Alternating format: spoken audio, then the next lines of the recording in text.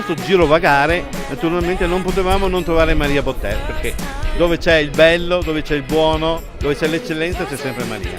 Maria, ci hai portato anche un ospite, perché in qualche modo ho sentito qualcosa che bolle in pentola. Chi è questo ospite? Bolle in pentola, che siamo con Carlo Pietrasanta, presidente del Movimento Turismo del Vino Italiano. Pensate, è presidente del Movimento del Turismo Italiano, Scandiamo bene queste cose perché... È un vignaiolo. Ecco. Anche vignaiolo. Questo è quello che... Allora, oggi è come presidente o come vignaiolo? Oggi sono come amico, ma sono come vignaiolo. Io prima di tutto sono un vignaiolo, credo nel mio mestiere, credo nel coltivare la vite. Io la coltivo in una collina molto particolare, che è l'unica collina dove si fa vino a Milano, in provincia di Milano.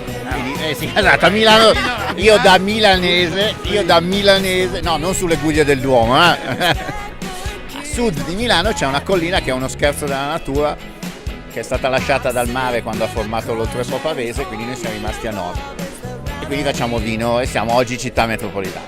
Poi da sempre ho creduto nel Movimento Turismo del Vino fin dalla sua nascita nel 93 e da 2 anni mi occupo a livello nazionale. Io so che però, Presidente, C'è la qualcosa Maria, che c'è bolle in qualcos'altro, pentola. Allora, bolle in pentola, che tramite Maria riusciamo a fare per il terzo anno consecutivo. Come no? Sì, aspetta, terzo anno.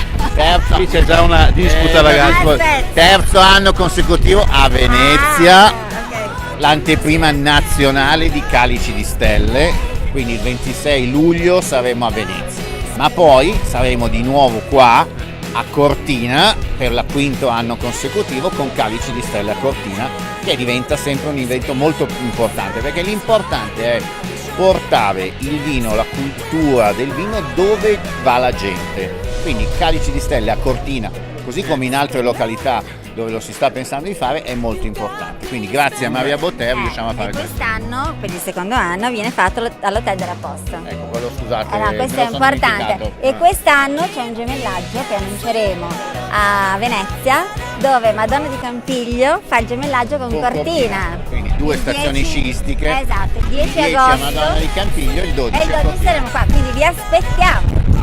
Sia a Venezia che a Cortina. Agenda alla mano, Agenda alla mano, cellulare, quello che è, dove Cellulare. fate, segnatevi il 12 di agosto.